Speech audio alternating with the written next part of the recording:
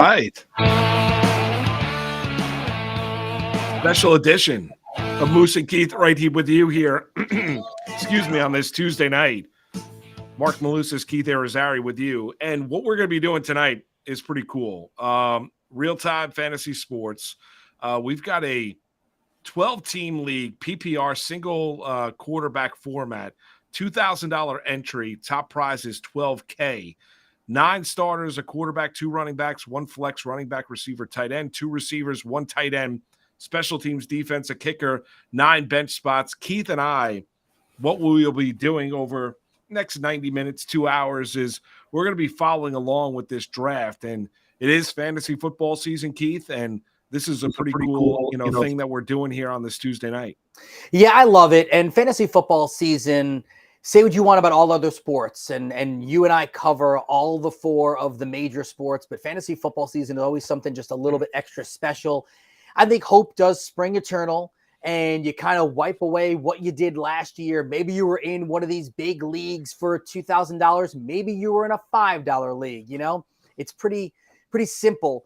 When all is said and done, you go out there, you try to draft the best teams that you can. You've done all the research over the last month or 2 or 6 months or 9 months, whatever it may be. You've read a lot. You've watched guys like you and I. You've been on all the major networks paying attention. You're doing it all. And then the next thing is you're trying to not make a mistake, right?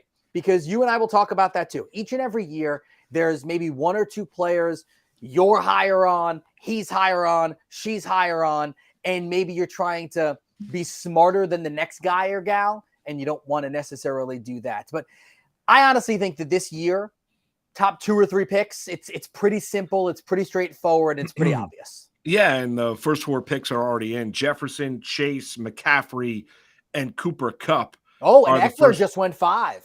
And Eckler just, there you have it. And Eckler just went 5. So there you have it. We're going to be following along throughout. And Kelsey goes 6. So you got 90 seconds in between each and every pick. You got 18 rounds. So no real surprise. I mean, it's a PPR league. Jefferson obviously is going to go number 1 overall. Jamar Chase 2. Christian McCaffrey 3. Cooper Kupp 4. Austin Eckler 5. Travis Kelsey, who we've talked about right here on Moose and Keith on the Better Sports Network, Keith, is that you look at Travis Kelsey, the chasm between him and every other tight end in the National Football League in terms of fantasy production is pretty large. Yeah, so the big difference here, and one of the things that I continue to talk about when you're doing these fantasy drafts, are you want to get the player that is that much better than the next one. And what I mean by that is pretty simple. From Travis Kelsey to Mark Andrews, George Kittle, Hawkinson, Pitts, whomever you think is the next tight end, it's Andrews, but whoever you think is that second tight end, if you go back to last year, the difference between Kelsey and the next tight end was essentially an average of 6 fantasy points per week. What does that mean? That means a 6-point difference that you're getting. Now, if I were to say what's the difference between Justin Jefferson and Jamar Chase, that difference not as large. What's the difference between McCaffrey, Eckler, Bijan, guys like that? That difference is not going to be as large. Same thing that I'll throw out about the quarterbacks. And I'm guessing that in a high-stakes league like this, we will not see any quarterbacks go very early at all. I also think that there's something else that is very important, especially in a league like this, where people are spending $2,000 to be in. $2K. Yeah. $2,000 is nothing to scoff at, right? So if you're going to be spending that much money, make sure you know all the rules, make sure you know all the points, make sure you know everything. The fact that there's a full point PPR does change sometimes what you're thinking about. Yeah, here's a question I would answer the question I'd ask you, Keith. You're a huge fantasy player. What's the largest pot or pool that you've ever gone into? To be honest, I haven't been in any of the really high market ones. Mine's like $100. Yeah, low hundreds for me. I've never been in one of these, in the thousands. I've done a lot of the industry leagues. A lot of times those are not pay for play. It's really just having all of the fantasy analysts in the same pool. I've done a lot of the early ones in the spring that really are kind of silly, but it's essentially a way for us as analysts, fantasy analysts, to be prepared for the season and also to be able to prepare other people. Yeah, the interesting thing to me is, I've never done it. I mean, I give credit to those that do, and I understand there's a big pot and a big pool at the end of it. I've never delved into this, so this is pretty cool for me. Is looking at guys that, I mean, you look at it, it's, you're looking at 12 teams, you're looking at 24K. The winner gets 12. It's a $2,000 buy-in. First round is complete when Jefferson, Chase, McCaffrey, Kupp, Eckler, Kelsey, Bijan Robinson, Pollard from the Cowboys, Tyreek Hill, Amon St. Brown, receiver from the Lions, Saquon Barkley, Nick Chubb. I have no idea at 1, 2, 3, 4, 5, 6, 7, 8, eighth overall pick, how Tony Pollard is going over my guy Saquon Barkley. All right, so here is why, okay? Because Tony Pollard is going to be in an offense where I think they're going to utilize him a lot. Also, this is essentially you taking a leap of faith, believing that what you've seen in Tony Pollard in the time that he has supplanted Ezekiel Elliott. I mean, Tony Pollard averages over 5 yards per carry. He's going to catch a lot of balls. I understand. I do not think the difference between Barkley and Pollard is very much. But also, let's also factor in Tony Pollard is now Mike McCarthy's calling plays down in Dallas. Yes. So their play caller for the past couple of years is now calling plays in Los Angeles for Justin Herbert and the Los Angeles Chargers. So that does have to factor in. You're looking at Saquon Barkley. I know health is always an issue. And you're looking at a Giants team that paid Daniel Jones during the course of the offseason. You know me. I was high on Saquon Barkley a year ago when we were talking about fantasy, and I was telling everybody and their mother, don't sleep on Saquon Barkley. He's going to have a huge year. Saquon Barkley, to me, is a top 3 running back in the National Football League. Yeah, I mean, I have him as a top 4 running back, which essentially is you have Pollard in front of him? For fantasy, I do. You do? I do not. Yes, I've fallen in love with Tony Pollard, and maybe it's because I've gotten him in a few of my leagues also, but I've really fallen in love. I also, all right, let me ask you a question. And I don't know if it's a straightforward question, but who do you trust more at quarterback, Daniel Jones or Dak Prescott, not to win games, but to make sure that your running back is successful? Well, I mean, there's more of a resume with Dak Prescott. Yeah, and I think that might, for some people, that might be the subtle difference. If I'm choosing between those two, I will say I'm looking at the board right now. I love what Andrew Hurwitz is doing right now, loading up on Amon-Ra St. Brown, Garrett Wilson, and I'll turn this one over to you. You cover both the New York Jets and the New York Giants pretty much day in and day out during the regular season, a little bit during the preseason as well. Garrett Wilson is someone that I know you're very high on.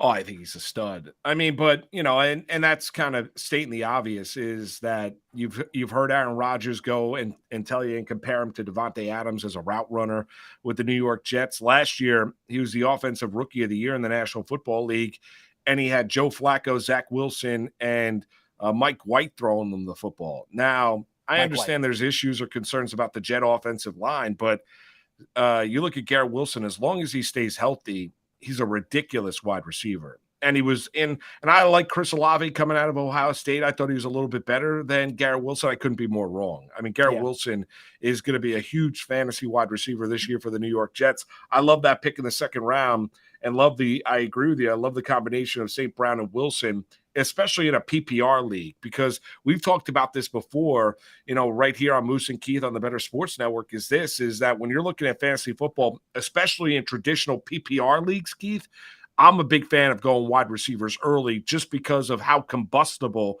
the running back market can be across the NFL. Yeah, and I think that if you get a running back, by the way, early on, if you're going to take a running back in the first round, so I'm seeing what Brian Q just did with his draft choice there. So he took Eckler at number 5, then took Jalen Waddle. I love that. All right, so here we go. This might be one of the first reaches for me. So I'm seeing Mike G, game over, took Cooper Kupp at number 4, which, listen, I think this is one of the biggest tests of where you sit on Cooper Kupp in this fantasy draft, because some people think that Cooper Kupp is going to be resurgent. He's going to be the guy that he was 2 years ago and even early on last year. You're also putting a lot in the basket of Matthew Stafford turning back the clock as well. I'm a little bit afraid of Matthew Stafford. Now, I love Cooper Kupp. I love his talent. I love everything about him, but I'm a little bit afraid of Matthew Stafford. And clearly, if you're drafting Kupp, that goes hand in hand with Stafford being successful. The reason I bring that up is Dameon Pierce and the Houston Texans have no offensive line. Okay. You've got a rookie quarterback in CJ Stroud. And besides Nico Collins, who I do love as a late round draft choice, and I think he's a guy that can end up around 900 receiving yards, what else does the Texans have? Dameon Pierce might be a little bit of a reach there. Yeah, I don't know if I necessarily love Pierce there at running back for the Texans for everything that you had to say. I'm surprised Olave went that early as well with the next pick in the second round. Then you got Gibbs, who I think is going to be kind of a multi-use talent for the Detroit Lions this year. Don't mind him in the second, toward the tail end of round number 2 there, and pairing him up with Jamar Chase. I think that's an interesting rookie when you're looking at the rookie class this year for the Detroit Lions. Yeah, the only fear for Jahmyr Gibbs is that the Detroit Lions are going to end up using David Montgomery in the similar vein to Jamal Williams last year, and Montgomery could end up vulturing a lot of touchdowns. All right, here we go. You've got your first quarterback off the board in Jalen Hurts. So Jalen Hurts goes ahead of Mahomes, goes ahead of Josh Allen. You've got your second tight end off the board and Mark Andrews. All right, let me read you this lineup now. So our number 1 overall selection, number 1 team drafting was Circus King, P.T. Barnum. Love the name. Justin Jefferson, Calvin Ridley, and Jalen Hurts. How would you feel if you had that trio to start things off? I like that. I think Ridley this year down in Jacksonville is going to be amazing. I really do. I think the time away after he served the gambling suspension with the Atlanta Falcons, he's with an offensive-minded head coach in Doug Peterson. Everybody that was off the bandwagon of Trevor Lawrence down in Jacksonville are now back on. Ridley's a true number 1 wide receiver. You know how I like Travis Etienne down there in Jacksonville. I'm concerned maybe about usage rate down there in Jacksonville when you're looking at fantasy perspective. But if you're looking at a trio right now and you have Justin Jefferson and you pair him up with Ridley and then Jalen Hurts, who production-wise, I understand Mahomes is the reigning, MVP of the league and easily could be the MVP. Jalen Hurts would have been if he didn't suffer that shoulder injury toward the tail end of the season last year in Chicago against the Bears. Hurts, their offensive line is all the way back. Ground game is going to be there. He's going to be that true, dual threat at the quarterback position. You've got A.J. Brown. You've got Devontae Smith. I love the trio of Jefferson, Ridley, and Hurts coming from the number 1 overall pick. Yeah, so Mahomes goes to the Riddler in his lineup of McCaffrey, Olave, and now Mahomes. The Cup Pierce drafter and Mike G goes for Josh Allen. Devontae Smith then goes. Moose, I wonder, because this happens, and we've all been in these leagues, you see one QB going, you get a little skittish and almost feel like you have to start drafting quarterbacks. The QBs on the list still, you'd have, Burrow, Herbert, Lamar, and Trevor Lawrence would be the next group. Yeah, and of that group, who are you taking? Burrow. Yeah. Now, I know that there's some people that are worried a little bit, the fact that, Joe Burrow may or may not be available for week 1 of the season. Burrow would be number 1. For me, I'm very into Lamar Jackson. I really would like to get Lamar Jackson on rosters this year. I haven't been able to get him in any of my teams. I found myself mostly in the Justin Herbert, Justin Fields, Trevor Lawrence range. Yeah, I love Justin Herbert. I do. And you know that I'm goo goo gaga for Joe Burrow out in Cincinnati with the Bengals. A little concerned about that calf injury and how that's going to linger. Even the contract issue right now too, right? Contract issue for sure. But I'd probably agree with you. I think probably I might lean Herbert. I'm not going there at this stage with my selection, but I understand where you would like Joe Burrow as the next quarterback coming off the board. So I'm looking and Bernsey and Will are producing. So you guys correct me if I'm wrong. Maybe you guys are able to see this or not. But Christopher Bain, I believe, was the first person that has run out of time. I saw the clock winding down. It went red. It went to 0.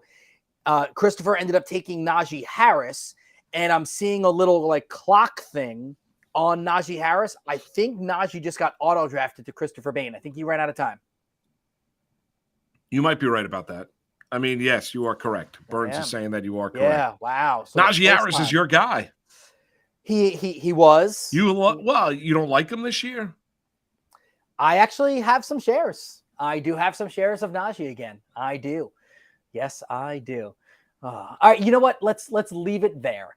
I know you want to talk to me about Najee Harris and what Najee Harris meant to me and the Irizarry household last season. Well, a year ago, you were very bullish on Najee Harris. We'll come back. It's Moose and Keith with you, a special edition on this Tuesday night on the Better Sports Network. We're following a big money, draft tonight, where you draft, and it's 9 total starters, 18 picks in all. And it's a fantastic kind of look-see in a 12-team PPR, single quarterback format, $2,000 entry, top prize.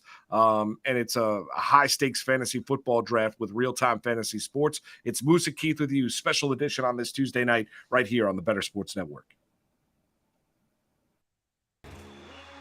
Breece Hall right now, and I've talked to plenty of high-stakes players, I'm sure you have too, Kev. Had Hall not torn his ACL last year, he might have been the 101 in drafts this year. That's how good he was looking last year, and obviously with the addition of Aaron Rodgers. At the 305, running back 11 behind Derrick Henry and Ramondre Stevenson, right ahead of Jahmyr Gibbs and Najee Harris. Your thoughts on him as a mid-third round pick? How have you been attacking him? Have you been getting him at that spot so far this year? Yeah, if I start out with 2 wide receivers, Breece Hall is right at the top of the queue coming into the third. If I knew he'd be healthy for week 1, I was still a little. Well, he'd be going higher than the mid third. Right. He may go 101 or RB1 at least. Yeah. But I don't think we know that even if he's healthy in spring and the summer. Mm-hmm. I still like if I'm running a team, if I'm the coach, I'm bringing him back slow. Like. He's on a pitch count. Like, I want him for the end of the season because I got Aaron Rodgers for the playoffs, right? Like, even if he's fully healthy, I would work him in slow. But that is actually what you want.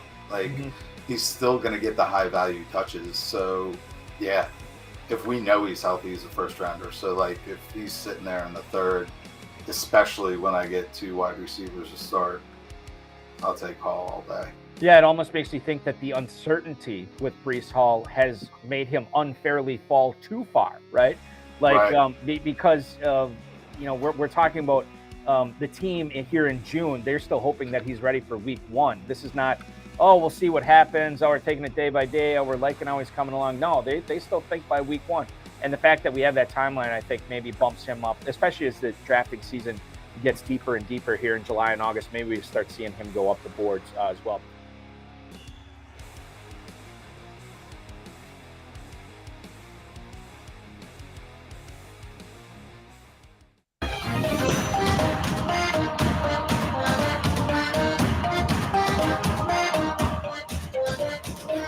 All right, Moose and Keith with you on a Tuesday night right here on the Better Sports Network. And what we're doing is we're following a real-time fantasy sports high-stakes fantasy football draft. It's a $2,000 buy-in, 12 teams.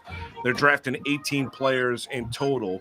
We're into round 4. We closed out the first segment talking about Najee Harris and the Irizarrys a year ago. Yeah. If you were listening to Moose and Keith, we're all in on Najee Harris. Now, on the season, not bad. I mean, he ran for over 1,000 yards, had 7 touchdowns on the ground, had 41 catches, 229 yards, and 3 touchdowns. Did get healthier and a little bit more productive as the season went along. But what about Najee Harris as the clock ran down, going with the 6 pick in the 3rd round? Yeah, I didn't love that spot for Najee Harris. I think that, Travis Etienne going after Najee, Ramondre Stevenson going after Najee. I think Miles Sanders now and Najee Harris are around the same spot for me. Jonathan Taylor going in the 4th round, we'll talk about that in a second, is a fascinating one for what the season's going to be for Taylor. Even Kenneth Walker with Zach Charbonnet being drafted makes you wonder about Walker. All right, let's go back to Najee because I know this is where we're going to go. So, last year, the Irizarry household, we were very in on Najee. I thought he was going to be an absolute stud. And listen, he struggled early on in the season. But there's, do I have a shoe here? I don't have a shoe here. I was going to show a shoe. His foot was bothered, okay? He was having foot problems. Yes. Once the foot healed, at the end of the season, he was a top 10 fantasy running back the last 7 weeks of the season. So with that being said, if you believe that the Steelers are going to take a step forward with their offense, because Trubisky's not their quarterback and Pickett. And Kenny Pickett is. I think Kenny Pickett, I don't want him in fantasy unless it's a 2-quarterback starting league, but I think Pickett will be successful. He will be able to do things for that team. You've got Deontay Johnson, who opens things up, and then George Pickens, who is your guy, who may end up being the next 1,000-yard receiver in Pittsburgh. Najee Harris, yeah, I know you do. Najee Harris will be fine. Maybe a bit of a reach there. Also, I would love to know if Christopher Bain was actually going to take Najee there, or if the clock ran down and that was just, unfortunately, the next person that was in the queue or not in the queue. Maybe you forgot to do the queue. Anyway, I don't hate it. I wouldn't say I love it there. All right, let's look at the picks after Najee Harris. Yes. T. Higgins, DJ Moore, Miles Sanders, who's now a Carolina Panther, Travis Etienne, who I like down in Jacksonville, Ramondre Stevenson, and then Joe Mixon to close out the third round. Yeah, I'm down on Joe Mixon this year. Typically, when running backs are in the league for 5 years and you see their yards per carry keep dwindling every single season, you have to start wondering a little bit. If there's a saving grace, it's the fact that the Bengals really didn't bring back anybody to be his backup. So he's the guy there. I'm not in love with Mixon. I actually would have liked Walker better there that Zeke Moat took in the second pick of the 4th round. I like Ramondre Stevenson. I do like Ramondre Stevenson. I really like what Zeke is doing here out of his spot there, taking your guy Saquon. I love CeeDee Lamb this year. We know that our guys over at Fantasy Alarm love CeeDee Lamb, guys and gals over there. Ramondre Stevenson, I think that has the potential to be the first real Patriot running back that Bill Belichick trusts. And then I still like Kenneth Walker. I know that Charbonnet was drafted there. I know that Pete Carroll has made it sound like there'll be a bit of a timeshare. From what I saw from Kenneth Walker, I believe in him. Yeah, I like Walker as well. I mean, I agree with you, even with the selection. And I think there's a lot of teams out there that are looking for the dual running back. And I think Walker's health is the concern in Seattle. But as long as he stays healthy, I think he's going to be the guy in Seattle. So I like that pick in the 4th round. 3rd pick in the 4th round. How exactly do you draft TJ Hawkinson, the tight end out of Minnesota? No, thank you. You have you're sitting there. You have St. Brown, Wilson, and Etienne, and then you come back with TJ Hawkinson in the 4th round when you have guys like Fields on the board. You have Jonathan Taylor on the board. You have Deebo Samuel on the board, Justin Herbert on the board, and you roll back with TJ Hawkinson in the 4th round. Yeah, I can't draft Hawkinson. Can you explain that to me? No, I mean, I can explain it. I don't like it. I don't like it at all. I am a firm believer that if you don't get Kelsey or Andrews, I'm not drafting a tight end early enough because I can get Evan Ingram in the 8th or 9th round. And I don't know if there's going to be that much of a difference between a guy like Evan Ingram. Hawkinson's better. We know that. Hawkinson's going to make catches. I know that. But I don't know if he's going to be a difference maker on my team. In that lineup that I have there, if Andrew Hurwitz, I thought it was a great start. St. Brown, Wilson, Etienne. How could I have made that roster better? Oh, Fields or Herbert would have made that better. Well, can I ask you, how do you not draft? I mean, risk adjustment. I understand that, but how do you not take the gamble there on Jonathan Taylor? A year ago, Jonathan Taylor was going in. It was a top 3 pick in most fantasy drafts, and honestly, he was going number 1 overall. You're sitting there in the 4th round, and I understand you've got the contract issue with Jonathan Taylor. I get it with the Indianapolis Colts, but how exactly do you not gamble on JT there in the 4th round with the 3rd pick, and you're drafting TJ Hawkinson? I would have taken Deebo in that spot. Now, there are a lot of people in the industry that really think that Deebo is going to start taking a step backward. Once he was no longer that dual threat dude, last season they stopped using him in that big back, big wide receiver role. It obviously hurts his fantasy status there, but I would rather Deebo there. The Taylor thing is interesting. Let's have that conversation there. So you mentioned taking the risk and taking the gamble. I believe I agree with you 2 days ago The news today that no matter what, Yeah. he'll be No, on I the get pup it. and will not be allowed to play for the first 4 weeks scares me a little bit. Let's go further with that. Assuming that he really does have a lingering issue injury-wise right now, and I think he must because they wouldn't put him on that list unless he really did have some sort of injury designation there. So assuming it's true, you have to assume that he's not playing week 5 either, right? So more than likely, you're getting him maybe week 6. A disgruntled running back that doesn't really want to be there. I understand maybe not taking the gamble on him. I actually do understand that. I understand, and Better Boss Matt Deutsch points out the JT team has Jacobs and Pollard, though. That is true. You're not wrong about that. I didn't love the Tony Pollard pick, and Keith and I will disagree on that. I would rather have taken Saquon Barkley there ahead of Tony Pollard. We'll see how the season plays out during the course of the regular season. I guess I'm just looking for anybody other than TJ Hockenson. I would have gambled on Jonathan Taylor. I don't mind if you said, I'm going to take Deebo Samuel there. I don't even mind if you say, you're going to take Aaron Jones. I don't know if I'm taking Christian Watson. But to me, I thought TJ Hockenson was one of those guys where it's a little bit of a reach. Like, I'm a huge fan of Darren Waller with the Giants. The big question is, and I was at Giant camp earlier today as it was cut down day and got to sit down with the Giants head coach Brian Daboll and Daniel Jones and Xavier McKinney for a special we're going to be doing on PIX. Darren Waller, the question is health. It's not about talent. If he stays healthy, Darren Waller is going to be an unbelievably productive fantasy tight end this year in the NFL. Now, you might say, well, I'm going to gamble. I'm going to fade on Darren Waller because he's not been able to stay healthy, and the Raiders grew frustrated with the fact that he could not stay healthy. To me, I'd rather run the risk and take a Darren Waller than a guy like TJ Hockenson, where we've talked about it. And I get Kevin O'Connell, they want to throw the ball in Minnesota.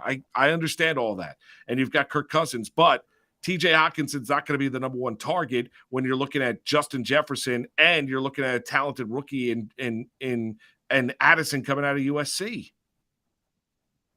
Wait, hold on. So you'd rather have Hockenson? You'd rather have Waller on your roster than Hockenson in the fantasy? I would. No. Yes, Hockenson I would. was no. Darren Waller. Darren Waller. Do you mean Darren you Waller is going to have a huge. I wouldn't draft Darren Waller in the 4th round. I would draft him in the 5th, and he went in the 5th round. Darren Waller this year is going to have a huge. Take my word for it. Like, I was very bullish on Saquon Barkley. Darren Waller is going to have a huge fantasy season this year if he stays healthy.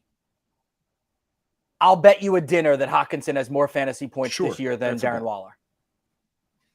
Yeah, I don't see Darren Waller staying healthy all season. I like Darren Waller, I do. But you and I have disagreed on Waller when the Giants acquired him from the Raiders at the time. We had a disagreement. Yeah, I just would never draft TJ Hockenson in the 4th round. So I agree there. I just wanted to clarify. So if you were drafted, if it was 5th round, I would take Hockenson was still Darren there. Waller. You would have taken TJ Hockenson. No, I would take Hockenson. Yeah. Okay, fair enough. For our first legit disagreement of this broadcast. I would take definitely. Darren Waller. Yep. But Fields goes after TJ Hockenson. Then it's Jonathan Taylor. Then it's Deebo Samuel, Justin Herbert, Allen Madison from Minnesota. Do you have an issue with him going in the 4th round? Then Aaron Jones, Christian Watson, my guy in Green Bay. I love him. I'm curious about what Jordan Love is at quarterback. And then closing out the 4th round, it's DK Metcalf. Yeah, I don't have a major problem with Madison. Listen, I think that the book is unread on Madison.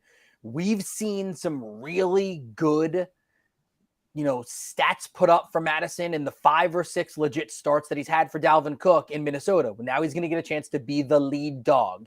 Can he be is the question, right? I actually think there's a steal that happened in round number 5 at the wide receiver spot that I think we can get into in just a bit after the break. So, Moose, we are covering this real-time sports fantasy, high-stakes fantasy football draft. It is fun. It is pretty fast and furious, a lot faster than we thought it was going to be going with the 90 seconds between the picks. You and I have disagreed a little bit about one tight end.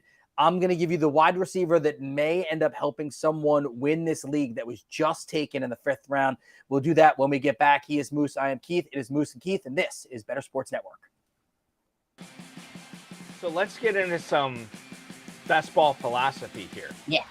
In your experience, going back many, many, many years, drafting in national tournaments, Bradley, have you historically been shying away from the running back position in favor of wide receivers, in favor of, if you're drafting in the FFPC tight end premium format, in favor of tight ends as well. Is that the smart play when you're drafting this early in the drafting season?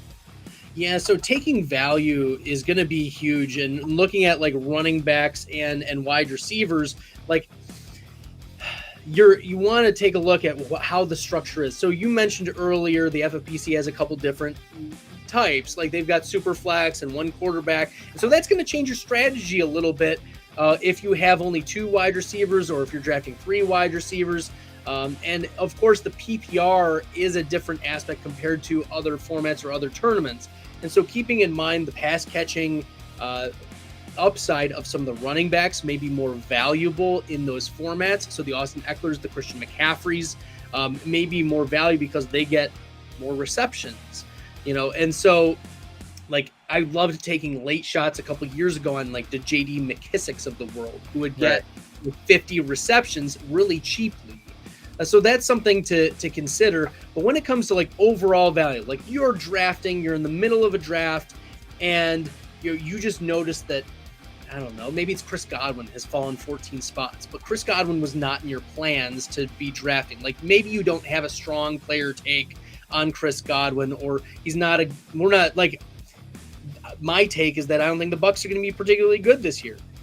But for him to be dropping, let's say 14 spots, is more than a full round. And based on the data that we've seen, if you get to draft a player more than 12 spots ahead or behind ADP, so they drop 12 or more spots, you have an 84% edge over the rest of the tournament players who are drafting this player, because typically this player isn't going to drop. The average draft position is a really strong indicator of where a player is going to go. And I think that is also on the flip side. If you are reaching too much, you're giving up value in your drafts. And so when it comes to value-based drafting, you need to consider, just because this guy isn't my plans, or I don't have a strong player take on him, maybe that's your opportunity to sprinkle in some shares of this player at a good price.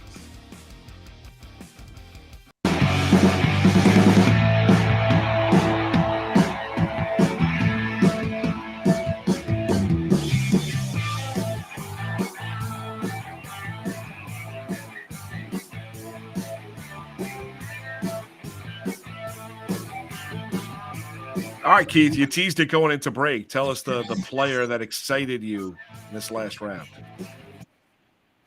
I'm all in on Amari Cooper this year. And yeah, I really am. And here's the reason why. Who was his quarterback last year for most of the season? Jacoby Insert Brissett. You don't know, right? I mean, it's Jacoby Brissett. I mean, we do know, but you don't know. No one cares, right? Sorry, Jacoby Brissett. I was bad at testing. Yeah, no, I mean, I was. Actually, you were amazing at tests in high school, apparently. Hey, listen, there was nobody throwing in the ball. It's the same way that I feel about Garrett Wilson, right? Garrett Wilson, you were throwing in the football last year for the Cleveland Browns. I played quarterback for half the season. Amari Cooper still had 78 catches, had 1,160 receiving yards, averaged almost 15 yards per catch, and had 9 touchdowns. Now, the thing that Amari Cooper is almost stat proof on is touchdowns. Even in Dallas in 2021, 8 touchdowns. 20 was not the greatest year touchdown-wise, but had 92 catches. In 2019, 8 touchdowns. In 2018, in the season when he got injured, 6 touchdowns. What I'm saying is this. If you believe so much in Nick Chubb, and if you believe that the Cleveland Browns are going to be competitive this season, that maybe because of their defense, but because of Chubb also, then you have to believe that Watson's going to be able to turn things around. I do. And I don't know. I mean, listen, I'll draft Watson late in the draft if I really need to. But I think that Amari Cooper is someone that could change your roster. And I think Mike G did a really good job there. So I've told you I have my questions about Cooper Kupp. I have my questions about Dameon Pierce. I like the Josh Allen pick in round number 3, ahead of his ADP. Better than his ADP. Madison is sneaky good there in round number 4 for him. Amari Cooper, I love it in round number 5. And then in round 6, he just drafted Brandon Ayuk, who is someone that I'm looking at potentially as a difference maker in many people's rosters. Yeah. As well. I mean, Cooper, the only question I have is what version of Deshaun Watson am I going to get? Fair. I mean, Yes, that's very it. fair. I mean, if you're going to tell me Deshaun Watson's going to be back to being a top 5 quarterback in the NFL, top 5 fantasy quarterback in the National Football League, yeah, I'm with you. Amari Cooper's great. There's no doubt about it. And, but that would be my only reservation. So if I'm drafting Cooper, and I think he's going to play to that level, Keith, then obviously, and we've talked about it, you and I are kind of both a little bit more bullish on the Browns this year, having a pretty good year.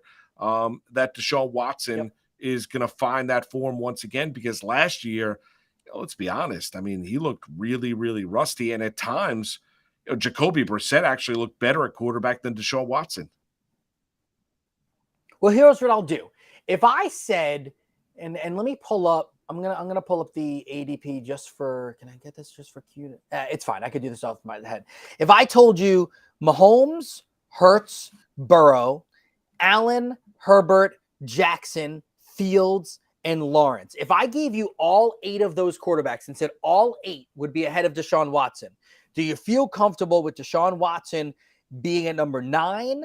Do you like him better than Cousins? Do you like him better than Dak Prescott, Aaron Rodgers, and Tua Tagovailoa? Well, it's interesting. I mean, if you're telling me Tua is healthy, that's the big thing. I mean, I think Tua is going to be more productive in Miami with McDaniel in that offense than Watson. But the big concern with Tua is staying healthy. Is he going to avoid the concussions? Couldn't stay healthy at Alabama. Has not been able to stay healthy in the National Football League. That's the concern with Tua. I think the Rodgers one is an interesting one because the Jets have obviously gotten a lot of heat. And, we talked about it. Breece Hall has gone in this draft, and Garrett Wilson has gone in this draft. We'll see where Alan Lazard ends up going later on in this fantasy draft as well. Dalvin Cook already off the board, right? So you look at it, what's interesting, or no, he's not off the board yet, but he will be. It's interesting when you look at the Jets, and is Rodgers doesn't have to be MVP Rodgers. He's just got to be significantly better than what they had last year, because, Keith, the defense for the Jets is going to be the reason early on. Like, the defense is unbelievably legit. And they're going to come at you with waves of pass rushers. The kid McDonald that they drafted out of Iowa State, when they didn't draft an offensive lineman, he's got an unbelievable spin move. Quinnen Williams is as good of an interior defensive lineman. They might have arguably, in DJ Reed and Sauce Gardner, the best cornerback tandem in the National Football League. Rodgers, to me, is an interesting quarterback when you're looking at fantasy-wise, is that, I think he's going to be a significant, like an astounding upgrade from where the Jets had a quarterback last year. Fantasy-wise, though, I'm a little concerned, especially with the offensive line. He might be better fantasy-wise toward the tail end of the season than he is at the beginning of the year. I don't want anything to do with Aaron Rodgers from a fantasy standpoint. It's the days of quarterbacks that you can plug into your lineup that legitimately don't run in fantasy.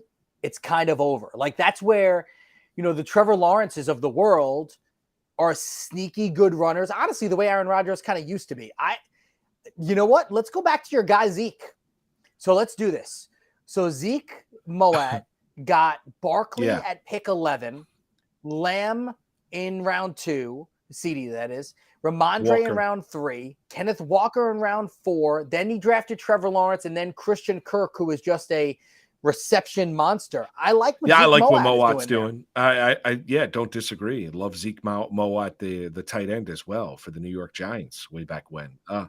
Imagine. I'm a huge CD Lamb fan. Ramondre Stevenson, you talk glowingly about him. We both like Walker the third up in Seattle. Yep. Trevor Lawrence, everyone's back on the Trevor Lawrence bandwagon. Christian Kirk, I'm curious to see with Ridley down there in Jacksonville how that affects maybe the production of some of the other receivers down there in Jacksonville, especially a guy like Christian Kirk. Love him. You were right. He was a receptions machine a year ago, but does Ridley's presence affect his fantasy production this year? That would be my only concern about Kirk, but I have no issue with pairing Lawrence and bringing in one of his favorite targets from a year ago. Want to give a shout out to our chat and one of our favorites, Jessica Brand. I think this is the best note I've seen in the history of Moose and Keith, and we've been going on What, the air hashtag for Team a Keith? year now. Yes, that was yeah, at 8:29. Hashtag Team Keith. Can we put I'm that up on offended, our Jessica. screen? Thank you. I appreciate we- that. Yes, I know. Jessica, She has is Watson the going at best. 12, 111 in one league. Yeah, so Yeah, QB 15, she so, says. yeah, I mean, that's probably where. I mean, how big of a gamble are you going to go Yeah. on Deshaun Watson? I will say this, though, a guy that I absolutely adore, and you have to be somewhat of a Pickett believer. This is the year of the rise of George Pickens. Like, we were going through it on Moose and Keith here on the Better Sports Network, and we were looking at some fantasy futures and some player props, season-long player props in the National Football League. And I think Pickens' number was like in the low 8s. I think you got it. No, you got it for Oh, was it $7.99.5. Yeah. So, okay. So right there, right around 800 yards receiving. Like, George Pickens is the real deal in Pittsburgh. Now, you got to bank on the idea that Pickett is, pretty good at the quarterback spot. But I think George Pickens in round 5 is going to prove to be a hell of a pick. And I'm going to have so many shares of George Pickens this year when I go through my fantasy football drafts. All right, so that team, let's talk about it. Carlton Myers has, in the 4th round, got Justin Fields, who would take in the first round. Chat. Yeah, he truly believes Justin Fields will be the #1 fantasy scorer of all players this year. But let's go through that lineup. So you got Tyreek Hill, who has said he will go for over 2,000 yards this season. He was on pace for it last year before Tua got hurt. If there's a singular player that is so tied to their QB, you get a feeling it's Tyreek Hill. Because when Tua was playing and healthy last year, Tyreek Hill was the best wide receiver in all of football. When he wasn't, he was very, very, very good. Derrick Henry, we wonder when do you think that cliff does happen? When that wall is coming. Like, when does the time, because he's already passed when people will probably jump off the bandwagon. Like, Derrick Henry has taken an unbelievable amount of hits. Now, I will say this. He was a guy that was, in a dual running back system down in Alabama. He wasn't getting the workload, say, of like an Eddie Lacy at Alabama, to where, Derrick Henry was one of those guys that did flash, but clearly people looked at him, thought he was too big, that he was never going to succeed in the NFL, and all those talent evaluators were wrong. But when do you start to see the slowdown of Derrick Henry? I mean, you'd imagine it has to start, right? And just as simple as this, if I'm going to use the same analogy, the same conversation that I had about Joe Mixon, in that his yards per carry is going down, I have to be fair. So for Derrick Henry, let's just go back to 4 years ago when he ran 303 times for 1,540 yards, 5.1 yards per carry. You love it. He was 4.9 the year before. He had his 2,000 rushing season, 378 carries, 5.4 rushes, yards per carry. Then he got injured, 937, but that average was down to 4.3. Last year, as good as he was, it was 4.4. My assumption is this. Assuming he stays healthy, Derrick Henry is still a 1,300-yard guy. But if he's 1,300 yards and gets you 11 touchdowns and, still isn't catching the ball very much at 33 catches last year, maybe he gets, maybe he continues rising, gets to 35. Is that worth your second-round pick? That would it be to question. you? Not over Josh Jacobs. Those numbers don't make me believe in him more than Josh Jacobs. Well, let me ask you this. The 3 picks that went after him, Jacobs, Devontae Adams, A.J. Brown, Jalen Waddle. Are you taking – I like all A.J. right, so Brown you take better. A.J. Brown. You would take Jacobs. Would you take Devontae Adams ahead of him? No, I'm afraid of Jimmy Would you take Jalen Waddle ahead of him? Heavy consideration. Yes. Wow, Dalton Kincaid just went. Oof. Fall in love with tight ends. We'll continue to react. Moose and Keith with you here on this Tuesday night in the Better Sports Network. What we're doing is we're following a high-stakes fantasy football draft presented by RealTime Fantasy Sports. He's Keith Irizarry. I'm Marc Malusis right here on the Better Sports Network. I feel like this is a quietly contentious point in Dynasty fantasy football, what it means to actually be rebuilding. Some people say you should never truly be rebuilding. How do you view the rebuilding versus competing dichotomy in Dynasty? So I will be the first person to acknowledge that my preferred format of fantasy football is just redraft. The years that I have played Dynasty, it has been, I've drafted a win now team because I've seen people that have just gotten into the cycle of rebuilding and thus they just don't make any progress. So if you're rebuilding for the 5th year in a row, I just, I don't know exactly how you get out of it, but yeah, it's definitely something that can happen. And a lot of people, especially when we come out of the NFL draft, everyone's just instantly shipping off, draft picks and everything. So, I mean, it's definitely something that can happen. Joey, do you feel similarly to it? Do you feel like you see people getting stuck in the rebuilding loop? I mean, I would say people that try to rebuild in the beginning of seasons, of their fantasy seasons, I see them get stuck in that rut. I would really try to only ever rebuild if I knew I was going to miss the playoffs. Like, I'm always trying to play to win, even if it's maybe I don't know. I think my big thing is the word rebuild is a much shorter time frame than I think most people say it should be. Like, they look at rebuild as like 3 years out competing. Rebuild, you're looking to compete next season. You know what I mean? Like, if you're doing it now, you're looking to revamp, and maybe there's a 1 season where you ship it off, but that very next season you should be competing. If you're doing it like that, I'm cool with it, but you got to have a plan, not just keep getting the young players, keep getting the draft picks. Otherwise, you end up like Tim. Maybe not like Tim who gets a bye, but you make the playoffs, you're in that like 4 to 6 range every year, just hovering in the middle. Nothing ever gets better, nothing ever gets worse. I think I play like you in Dynasty, Simon. I play in 3-year windows. 100%. That's my go-to. And with the rate at which Dynasty leagues turn over, you should really only ever play in a 3-year window.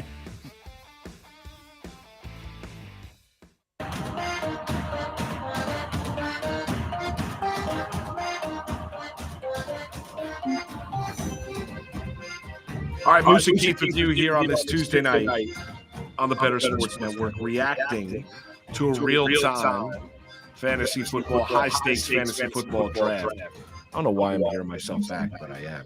Little echo going on. Little echo going on. Want to remind everybody, real-time sports fantasy football is make sure to play there this season. Run your league with your rules, choose from hundreds of features, or join a real-time sports league for cash prizes.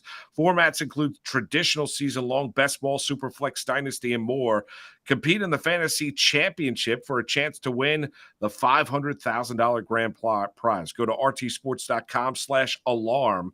First-time depositors get 100% instant match up to $200. Please play responsibly. For help, call 1-800-GAMBLER.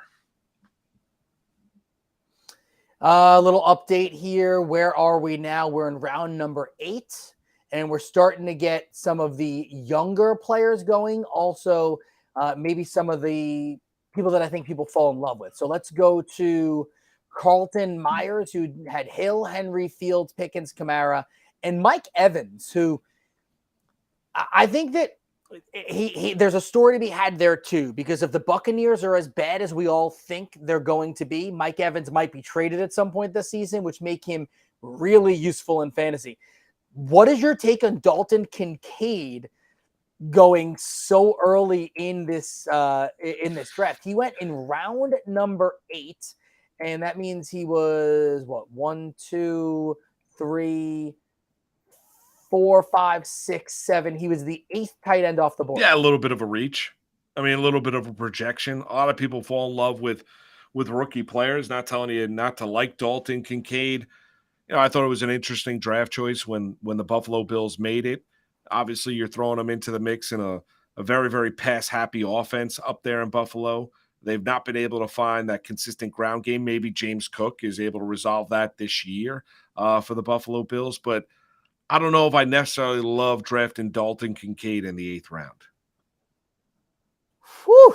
Let's see what you think about this. In round number 9, Cider Hall just took Anthony Richardson.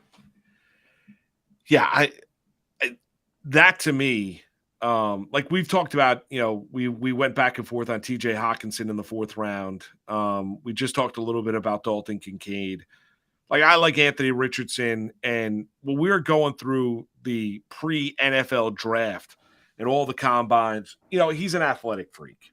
I mean, there's no doubt. And I think ultimately he will be successful with the Indianapolis Colts. However, I do think Anthony Richardson is remarkably raw.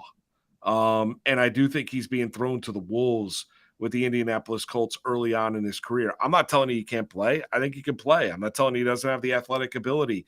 Now we're looking at fantasy-wise. I mean, this is a high-stakes league. It's a $2,000 buy-in.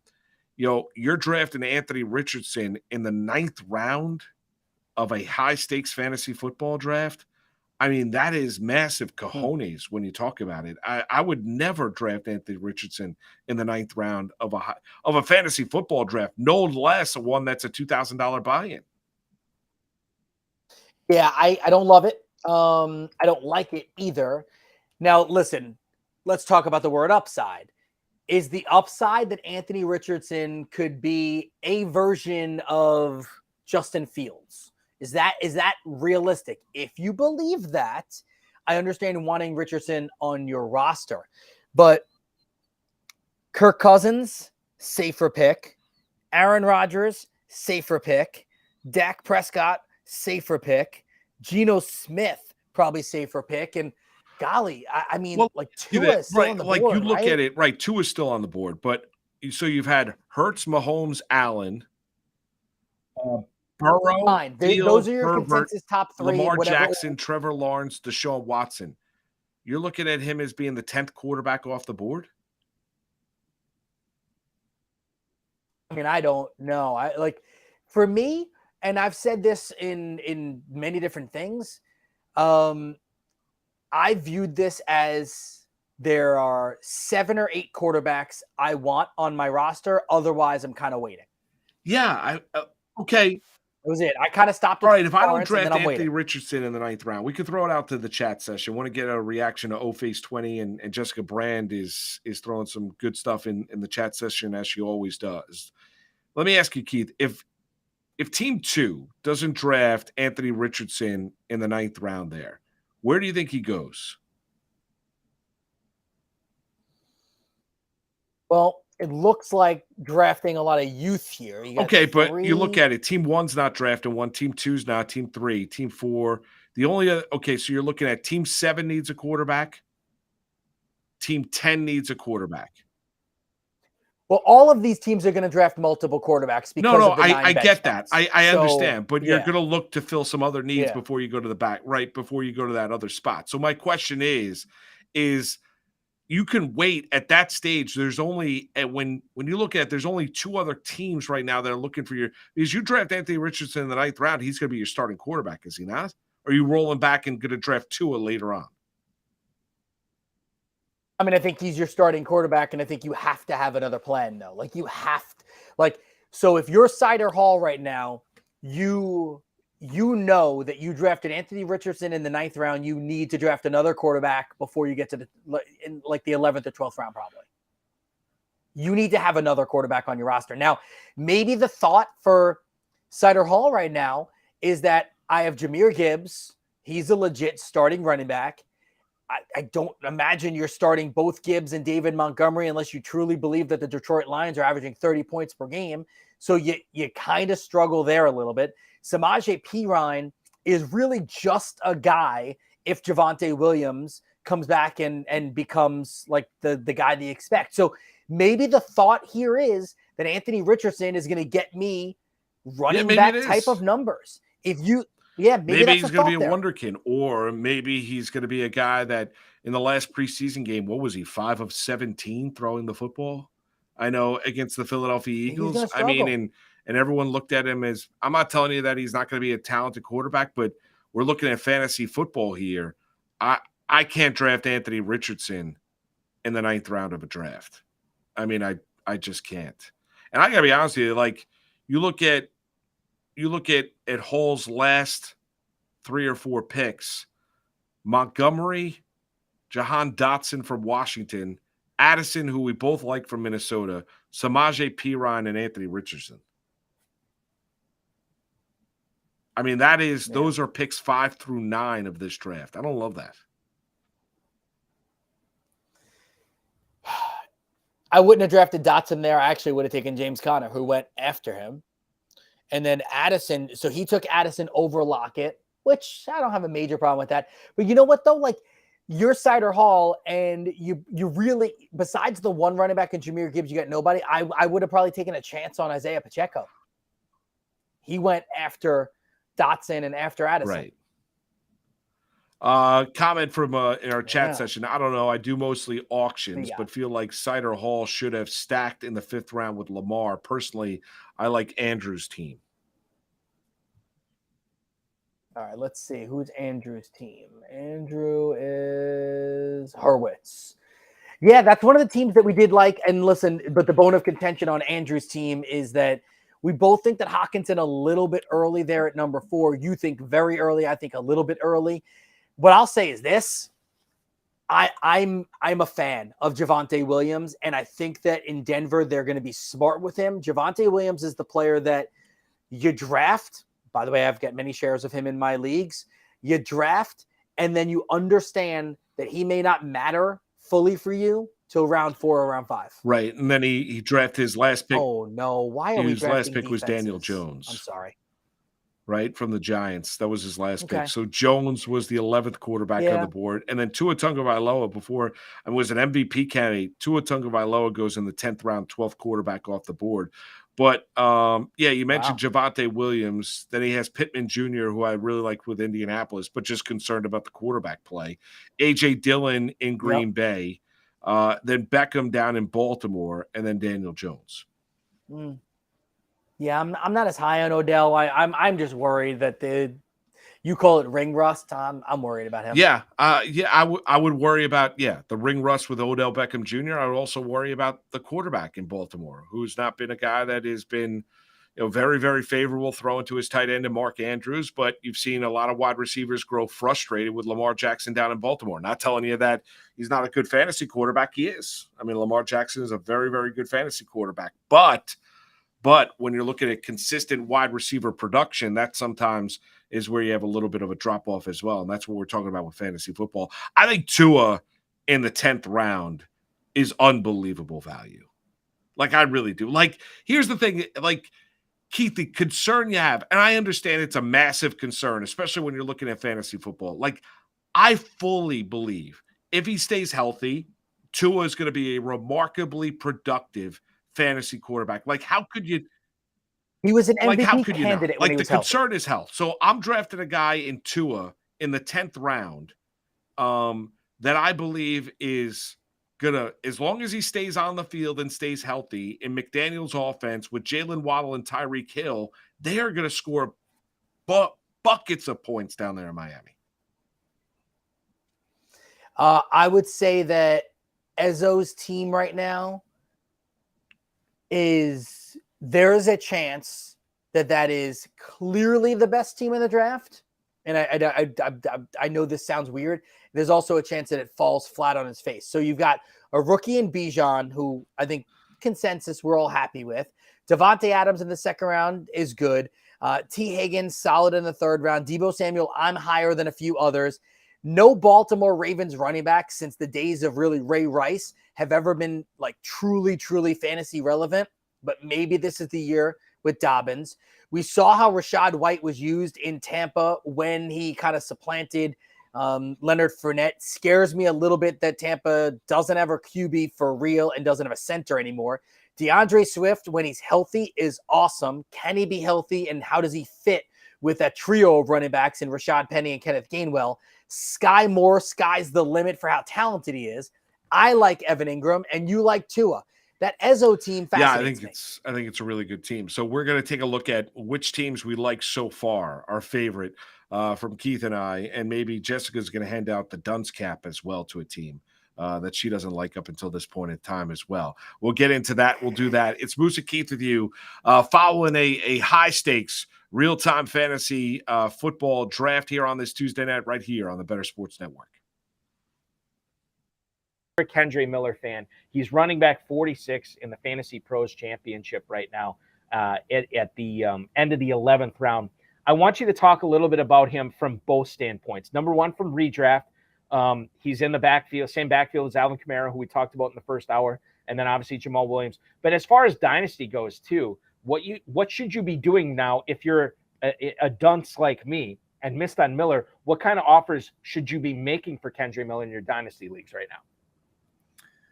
Well, the problem now is the news worked against you, right? In the sense that you know that there's a suspension looming. We don't know what that suspension is. So do you try to go after him prior to the suspension, or do you wait to see how long it is? Mm-hmm. Right? Because the higher the suspension is, the more expensive Kendre is going to be. It gives him an opportunity. We saw Kamara, you don't have to go farther than New Orleans. We saw Kamara take advantage. I remember they brought in Adrian Peterson. They had, what's his name? Mark Ingram. Yep. Right? And then they brought in Kamara, and everyone's like, there's no way Kamara's going to be relevant year one. And he smashed because talent comes through. These teams want to win now. They're going to put the best players out there. Kendre Miller comes off of a 1,400-yard season. Like, one thing for me, bulky in fantasy, is if you showed me you did it, I'm going to believe you. Mm-hmm. This whole upside thing where you've never done it, I'm over all of that. Like, tight end position I talk about often, that's why I don't invest in rookie tight ends. I'll pay the price for a Kelsey. I'll pay for a Kittle when I know they're going to smash for me, right? Running back, you're looking for talent. You're looking for proven. This guy's proved it. And progression. You look at his career in college, he's progressed every year in the receiving game, in the rushing game. There's something about when you watch him play, and sometimes it's not, I don't have a great stat for you or anything, but there's certain guys when I see him play, something kind of, and he's one of the guys when I started watching his tape and just seeing what he can do. I think he can be an all-around workhorse. He had 224 touches in his last season in college. So, look, we talk about New Orleans. We don't know what this offense is going to look like. They have a new quarterback. They have everything, a whole new situation there. He could come in with Kamara out and just take over that backfield right away.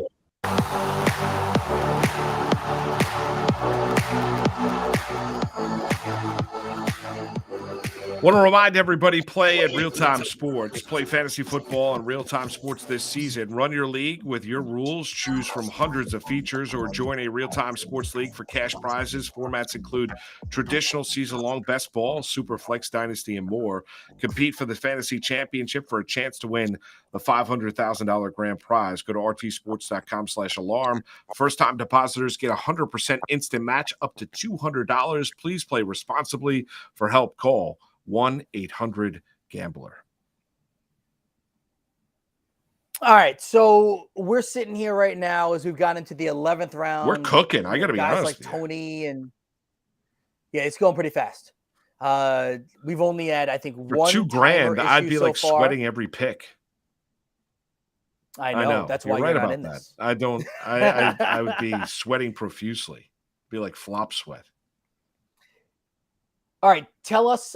Jessica Brand's writing in the chat, so go ahead. You can read what she Okay, just mentioned, Dustin. and then let's react. This is from Jessica Brand. Dustin, I have some serious questions about how he's drafted. Might get the dreaded draft dunce cap. That was out of the 8th spot. So that was Pollard and Jacobs with your first 2 picks. DJ Moore, Jonathan Taylor went. Yeah, and Taylor, like we said. Could this work if he ends up in Miami and he's going to help you in the postseason? Sure. Is this a Le'Veon Bell situation? We don't know. DeAndre Hopkins, I'm not in love with either. Mike Williams, super uber talented, can't stay healthy.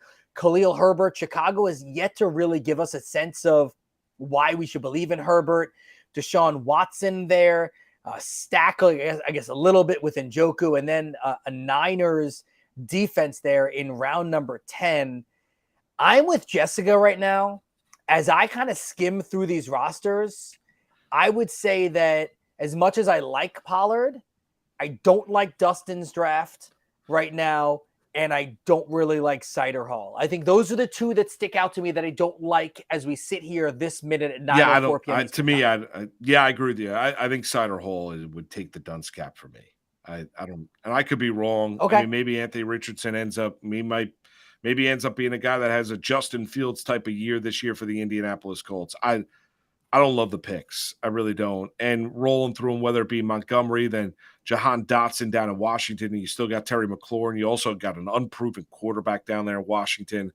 Jordan Addison, no doubt about it. Samaje Perine, kind of hold the fort guy out there in Denver. We mentioned Richardson.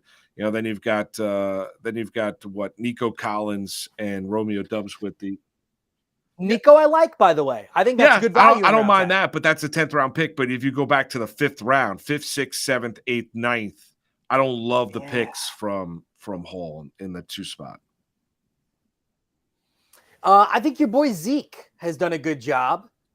Trevor Lawrence in the 5th round, good value. Kirk in the 6th round, good value. Hollywood Brown, not terrible value in the 7th. I'm not a Hollywood Brown guy, but listen, not terrible value. Dalvin Cook, if Breece Hall is just a modicum of himself, let's say Breece Hall struggles. Dalvin Cook is the lead back in New York. Freiermuth, if you believe that Pittsburgh is going to bounce back a little bit more with the offense, I like Freiermuth. I don't really care for Michael Thomas. And now you're starting to get some dart throws. Ezekiel Elliott. Well, I would never touch. I like that roster. That's a good Ezekiel roster, Elliott. though. I mean, you look up in New England right now, and the only quarterback they waived Bailey Zappi today. So the only quarterback on the roster is my guy Mac Jones. I do like Mac Jones, not as a fantasy quarterback, but Keith and I have gone back and forth. If you've listened to Moose and Keith here on the Better Sports Network about Mac Jones, Keith thinks he's just a guy. I can understand that, but I think the Patriots offense will look a lot better now that they actually have an offensive coordinator this year with Bill O'Brien. Listen, I like Elliott as being a guy that can maybe get you and steal some touchdowns right around the goal line. I think he's that kind of a running back now at this stage of his career, not buying into the workouts that all of a sudden he found his burst. There's a reason why Tony Pollard and he went, 1, 2, 3, 4, 5, 6, 7, 8th overall. Tony Pollard, from a fantasy perspective, has been the best Cowboys running back the last 2 years. And Elliott has gotten in the way. I don't think he's going to get in the way of Ramondre Stevenson up there in New England. I'll give you my favorite teams that I see as we sit here right now. I think that out of the 5 spot, Brian Q did a really good job. I'm sure he was surprised that Eckler was there. I bet you he thought he was getting Kelsey or Cooper Kupp there. Eckler available. You swoop him up and you say, give me 95 catches again, and I'm happy. Jalen Waddle in a high-flying Miami offense. Devontae Smith is a perfect complement in the Philadelphia offense. Keenan Allen, if you believe he's going to bounce back, great. I like Lamar Jackson there. Actually has some weapons around him. George Kittle, fantastic value in round number 6. I told you, I like Pacheco. I think the Pacheco, and I know you do too, you covered him. I think he has a chance to be something really special there as well in Kansas City if they're willing to go with one running back. Cortland Sutton is the number 1 wide receiver in Denver, at least now until Jerry Jeudy is back. Jaylen Warren is a safety plan in case Najee Harris is the beginning of the season Najee, not the end of the season Najee. Treylon Burks is a solid number 2 in Tennessee. And Quentin Johnston, if Keenan Allen doesn't work out, now you drafted Quentin Johnston. Let's say if Allen gets hurt, you just slide Johnson right into the start. I'll say right away, that's my favorite team so far. I'd go with Ezo. Another one I'm looking at. I'd go with the team we talked a little bit about before the draft, before the timeout. I love the Tua Tagovailoa pick in the 10th round. Evan Ingram down there in Jacksonville, who's found himself, and obviously he's got a quarterback now that can get him the football, and an offensive-friendly head coach and Doug Peterson. You throw in the fact of, Sky Moore, DeAndre Swift, White, Dobbins, Samuel, Higgins, Adams, Robinson. I do like what Ezo's doing there in the middle of that pack. And I don't always like drafting out of the number 1 spot because it's just such long breaks. I think P.T. Barnum, the Circus King, obviously that's not the real name, did a real solid job there. I like Jefferson, Ridley, Hurts. You got the number 1, or at least you're supposed to be the number 1 wide receiver there, right? You got a guy in Calvin Ridley that most people believe will be, 1,200 yard receiver, bunch of touchdowns. Jalen Hurts, as long as he stays healthy, should still be number 1, number 2, number 3 as a quarterback in fantasy. DK Metcalf, tried and true. You know what you're getting out of him. Breece Hall, a lot of people think that if the knee injury didn't happen, Breece Hall would have been a first-round pick. You got him in round 5. James Conner is essentially the only option Arizona's there gonna in stink, Arizona. Now, they're going to stink, but he's true. still going to carry the Yeah, ball true. 20 times, right? Kyle Pitts We're waiting. is talented. Let's see if they use him exactly. Charbonnet, by every stretch of the imagination that you hear out of Seattle, is that they believe that this guy is going to really push Kenneth Walker. Tex Bigsby is talented. And then Bateman and Tony are both guys that going into last year, a lot of people thought had a chance to be stars. So I think P.T. Barnum's done a fantastic Kadarius job Toney, at that spot. the factor is injuries. We talk about a lot of it with guys. It's not about talent. He's very, very twitchy, very quick, very, very twitchy. I think Kadarius Toney is a guy, though, who just never stays on the field, and availability is going to be a part of it. Now, Keith, you and I've known you now for, the better part of what, 13 months? Yeah, it's about a year. It's a year. Right. We launched the show here on the Better Sports Network about a year ago, right? Yeah, so we met before this, but I've heard it. Now, let me ask you from a fantasy perspective, the 49ers defense going in the 10th round, the Cowboys and the Eagles defense going in the 11th round, the Bills defense just went in the 12th round. What's your take on drafting defenses? No, don't do it. And Justin Tucker went in the 11th round. And now you're going to get these defenses. And what's going to happen is that, listen, everyone's going to follow suit. And look, we're getting defenses going. How are you, by the way, how are you drafting the 10th Patriots defense over the Jets defense? I don't, because the Patriots defense was so great last year. Yeah. Everyone in that division now has a top tier offense. So you're playing 6 times this year. You're going to play against the Jets, the Bills, and the Dolphins. The Bills and Dolphins are going to have 2 of the highest flying offenses all of football. And if you believe in the New York Jets, which many people do, I know Hard Knocks helps there, the Jets offense is going to be pretty darn good too. I like the Patriots. I do. And I in an auction draft, I might even spend $2 on the Patriots. I won't, by the way, but I would consider it. No. All right. So when do you think the right time to draft defenses are? In a league like this, you're starting 9 teams. You got 9 bench spots, right? You could have started in round 13. 12 or 13 would be the first time I would even think about drafting. All right, so even as good as the 49ers defense is, you would never draft them in the 10th round. Are you sure that the Niners are that much better than every other defense? To be honest, that's my question. I know. I'm not. I don't mean Marc Malusis. I agree I'm just with saying, you. like in general, I think the Eagles are going to get after the quarterback like they did last year. A lot of sacks. I think the Jets are going to be a team that has an unbelievable amount of sacks this year. I really do. They're going to come at you with waves. They've got one edge rusher after another, and they're going to be super aggressive. I think the Jets defense has a chance to be a top 2 or top 3 unit. I can't draft them within the first 10 rounds. Like the first time I'd look at a defense would probably be, as you just mentioned, the 12th round would be the first time, the earliest I'd look at a defense. But, as some people are saying in our chat session, it's also something where I think you can be really successful streaming a defense and looking at matchups as the season goes along. Yeah, I'm a big streaming defense guy. Like that's kind of how I work. And I'll even do that with my tight end spot. If I don't get one of the top guys, I'm fine just streaming. But so here's the, clearly Dustin's roster. And I know Jessica in our chat is, hating this lineup. Dustin wanted to have a starting lineup. Like that's what Dustin did. So Dustin went with, 3 running backs that he feels that he can start in Pollard, Jacobs, and I'll say Herbert because Taylor is not going to start for at least the first 4 weeks. Has 3 wide receivers, feels comfortable that he could start in Moore, Hopkins, and Williams. So no real star there, but solid wide receivers. Got Watson, then grabbed his tight end and figured, all right, I'm going to go with a tight end quarterback stack here and hope that Njoku can get a bunch of touchdowns this year. And then decided, let me make sure I fill out my starting lineup. I'll grab the Niners or I'll grab a kicker and Daniel Carlson, and I have my backup quarterback in Dak Prescott. I don't mind the value there at Dak Prescott there. I don't mind that, but oh my God, Niners and Carlson didn't need to be I'm done. surprised. Jessica has the 49ers as 1 and Green Bay as 2 as her second best. No, I think I thought she had. I have Oh, San wow. Francisco, Green Bay 1 I and have 2. I'd San never do Francisco, Green defense Bay. anything besides penultimate round. And then here's the other thing.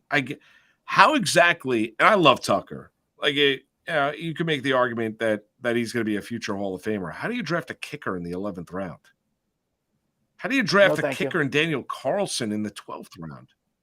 No, thank you. Jets just went round 13. I mean, the Jets, by the way, the Buffalo Bills, can someone let Team 4 know that you're not going to have your best edge rusher available for the first 4 weeks of the year as Von Miller's on the PUP list? Yeah. Some odd pickings for 2K.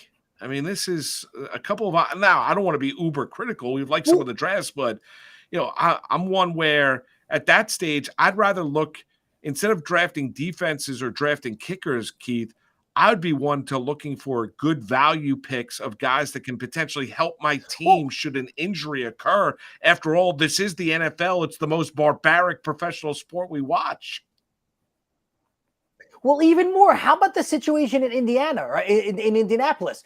We keep talking about whether or not Jonathan Taylor is going to be something. What if Jonathan Taylor never plays a down this year for Indianapolis? Deion Jackson just went in round number 12. He has the chance to be the starter there. Moss, if he can get back from his broken arm, has a chance to be the starter there. The youngster Hull has a chance to be in the rotation. I would rather have some of those guys in these rounds 11, 12, and 13 than go for a defense. How about a KJ Osborne? What if Jordan Addison is not the real deal in Minnesota? KJ Osborne would then be the number 2 wide receiver in an offense that loves to throw the football.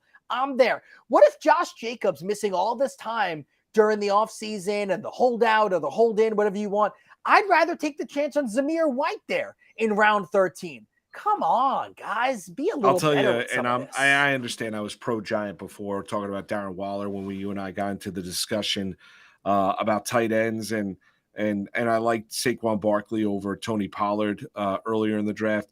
Jalen Hyatt's going to be one, been downplayed when and he went off the board in the 12th round. Jalen Hyatt, the speed obviously is real. And the Giants internally are very, very excited. And if you ever have time, I was talking to some Giant reporters today when I was out there at their practice facility in Jersey. Jalen Hyatt's a really good kid. Easy guy to root for as well. Very affable. Doesn't take himself too seriously and this and that. So, he's a really, really good kid, and a good personality, a good team guy. Jalen Hyatt, I don't know. And wide receivers can be tricky. They can flash really, really early. It could take them time to adjust, Keith. The speed is real. The Giants are really excited about what Jalen Hyatt could present to this offense here in year one.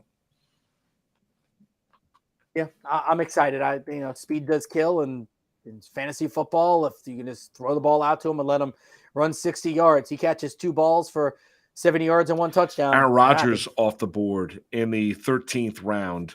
And pairing up with, team 12, 11, 10, 9, team 9, Aaron Rodgers off the board, drafted Justin Fields early, and now Rodgers, the Jets quarterback, is off the board. I like it. Good backup for Fields. We'll come back. It's Moose and Keith with you. We're following along. It's a real-time fantasy sports, high-stakes fantasy football draft. And want to remind everybody, play fantasy football on real-time sports this season. Run your league with your rules. Choose from hundreds of features or join Real-Time Sports League for cash prizes. Formats include traditional season-long best ball, Superflex, Dynasty, and more. Compete, I should say, in the fantasy championship for a chance to win $500,000 in grand prizes. Go to rtsports.com/alarm. He's Keith Irizarry. I'm Marc Malusis. It's Moose and Keith with you on a Tuesday night right here on Better Sports Network. Breece Hall right now, and I've talked to plenty of high-stakes players. I'm sure you have too, Kev. Had Hall not torn his ACL last year, he might have been the 101 in drafts this year. That's how good he was looking last year, and obviously with the addition of Aaron Rodgers. At the 305, running back 11 behind Derrick Henry and Ramondre Stevenson, right ahead of Jahmyr Gibbs and Najee Harris. Your thoughts on him as a mid-third round pick? How have you been attacking him? Have you been getting him at that spot so far this year? Yeah, if I start out with 2 wide receivers, Breece Hall is right at the top of the queue coming into the third. if I knew he'd be healthy for week 1, I was still a little. Well, he'd be going higher than right. than the mid third. Right. He may go 101. Well, RB1 at least. Yeah. But I don't think we know that, even if he's healthy in spring and the summer. Mm-hmm. I still like if I'm running a team, if I'm the coach, I'm bringing him back slow.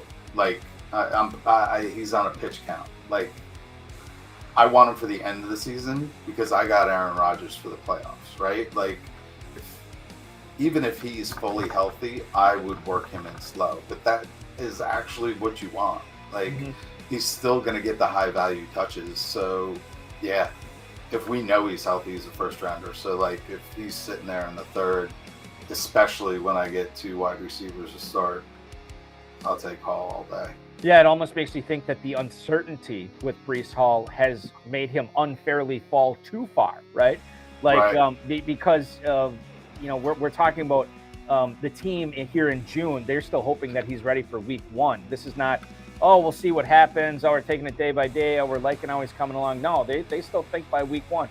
And the fact that we have that timeline, I think, maybe bumps him up, especially as the drafting season gets deeper and deeper here in July and August. Maybe we start seeing him go up the boards as well.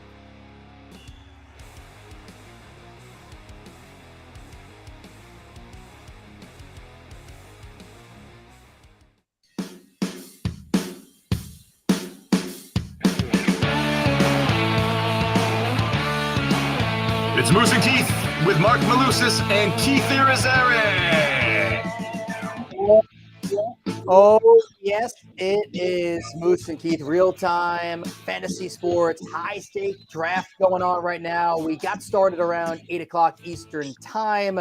We're an hour and 21 in, and we are into round number 14. A lot of people do usually believe this is where you can win. I don't think you lose your draft here. I don't think you lose your season here, but it's where you can win sometimes because with so many players that are going to be drafted, I think that's really important to take note of. Let me quickly, just in case you happen to be joining us now.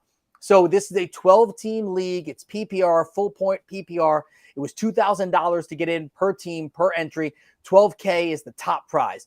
You have 9 total starters, but also 9 bench spots. So do the math there. That is 18 players or positions being filled on your roster. So that really means when this waiver wire comes around, it's going to be slim picking. So that's why, I'll go here. How about this? So in round 14, a team like Ezzo, who out of the 7th spot, he's the 7th overall selection, had Bijan Robinson with his first round pick, gets Zach Moss.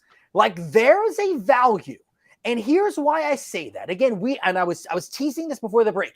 We don't know, Moose, what the deal with Jonathan Taylor will be. He may never play another down with Indianapolis, or he may come back in week 5 and everything is kumbaya and we're okay and Taylor is a stud and you got to steal. But if Taylor is never the running back again in Indianapolis, we don't know who the starter is going to be. It's going to be over the next for week 1, 2, 3, and 4 where we kind of find out. And if Zach Moss, who's the highest touted of the running backs in that clubhouse, becomes the lead guy there and they feed him the ball a lot on a bad football team, round 14, you could win your other there. pick and he backed up Justin Herbert with Jared Goff. Like you go back and everyone loves to kind of poo-poo Jared Goff, and the Rams gave up on him and they couldn't deal with him anymore, and they go out there and win a Super Bowl with Matthew Stafford. Jared Goff last year, you go back and look at his yards and completion percentage at 65%, over 4,400 yards passing,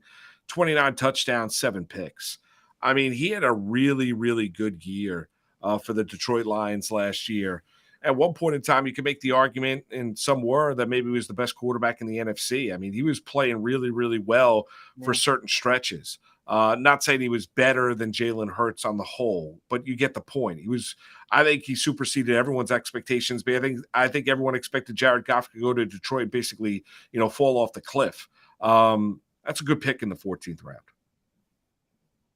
round. Cider Hall saved themselves a little bit. I like the value of Geno Smith in round 15 to honestly may end up being the starter over Anthony Richardson.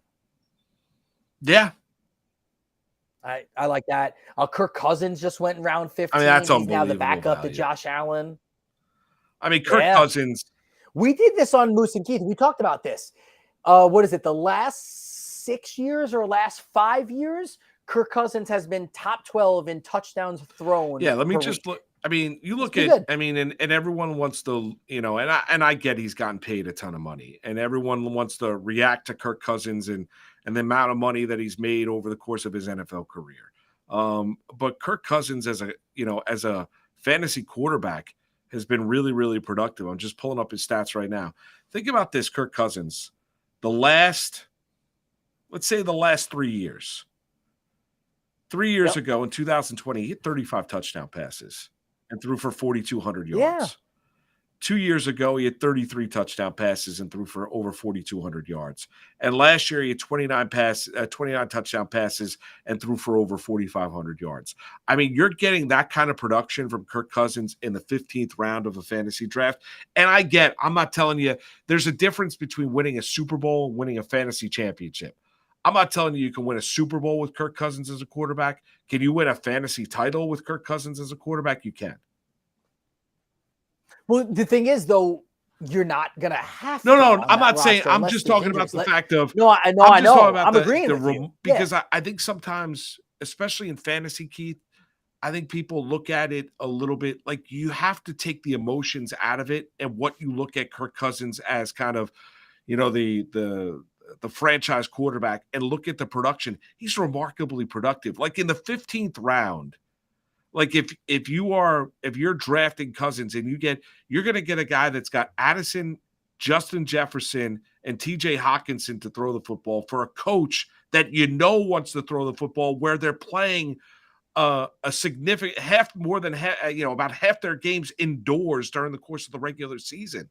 I mean, and in an NFC that outside of San Francisco and Philadelphia is completely and utterly wide open, and in a division where, I like the Lions. I have no idea what Jordan Love is going to be with the Green Bay Packers, and everybody is telling me that the Chicago Bears are going to be significantly better this year. But I got to tell you, I mean, do any of those defense, like Cousins is going to put up Cousins this year? I'd be surprised if he doesn't have at least 28 touchdown passes during the regular season this year.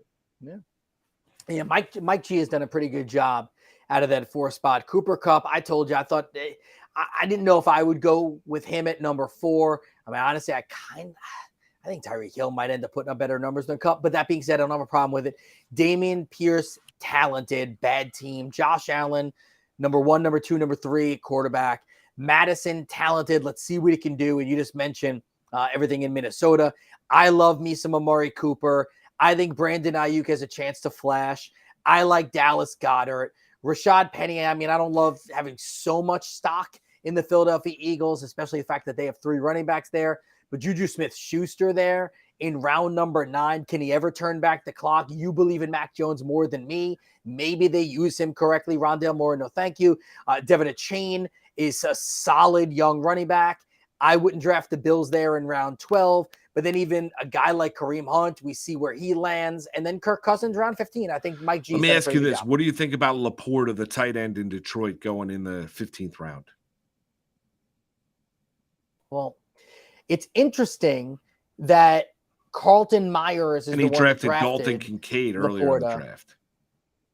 Yeah, that's a lot of stock in 2 rookies where, I mean, I like them both. They're both super talented, but rookie tight ends don't typically work out. Like that's not, it's pretty tried and true. That's a thing. It hasn't really worked out very well. So I don't know if I love that. Like I kind of feel like if I was drafting a backup tight end for Kincaid, I might've gone with like Chigakonku. Yes, and Tennessee. Good luck, as Matt Deutsch points out in our chat session, figuring out which rookie tight end to start each week, whether it be Laporta or whether it be Dalton Kincaid. Yes. I think you brought up a great point as well when you're looking at, impact rookies. Obviously, Bijan Robinson is the guy that fantasy owners love and adore, and Jordan Addison, and we've talked about some rookies here. Tight end's very very, very tough when you're looking at rookie fantasy production, because sometimes it takes a tight end a while to figure it out. You mentioned it before. We talked about it. Evan Ingram went in the 9th round. Evan Ingram was a first-round pick by the Giants out of Ole Miss. Everyone expected him to be an absolute star. He is now in Jacksonville, and Evan Ingram is finally figuring it out in Jacksonville, how to be the kind of reach the talent and reach the accolades and fill the production that he has at the tight end spot. But we're talking about years down the line, and people wasted a lot of picks early on Evan Ingram, especially early on when he was with the Giants, and he was not a non-productive tight end. You grew up a Washington fan, so I'm going to throw this one to you. We just saw in round number 16, Ezzo, who has your favorite team so far, just took Sam Howell. Thoughts? I don't know what to. Sam Howell's a guy that at North Carolina, if you go back 3 years ago, he was one of the better quarterbacks in all of college football, and then there was a significant drop off. Ran for over 800 yards. I mean, right? and Washington loves him. I think Eric Bieniemy is eventually probably going to be the Washington Commanders or whatever they're called down the line, future head coach. I think this will end up probably being the final year of Ron Rivera as a head coach for the Washington Commanders. Howell, I don't know what to make of Sam Howell. I don't know. I can't tell you. I think I like the fact that he's starting. I like the fact that he's a guy that I'm not exactly. I think there's a fair amount of talent there. I don't know exactly how consistent he's going to be. We've barely seen him play in the NFL. I don't know exactly what Sam Howell's going to be this year.